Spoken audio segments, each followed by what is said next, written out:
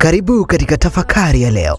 Jioni inapowadia, dunia hutulia na moyo hupewa nafasi ya kujisikia zaidi kuliko kusema. Ni muda wa kuhesabu baraka tulizozipata, makosa tuliyoyafanya na masomo tuliyojifunza. Kama jua linavyotua kwa utulivu, ndivyo tunavyopaswa kuachilia maumivu na mizigo ya siku nzima. Kila jioni hutukumbusha kwamba mwisho wa siku si mwisho wa maisha, bali ni nafasi ya kuanza upya kesho. Tafakari, leo umeacha alama gani katika maisha ya wengine? Na ni jambo gani unaloshukuru kabla ya giza kuingia?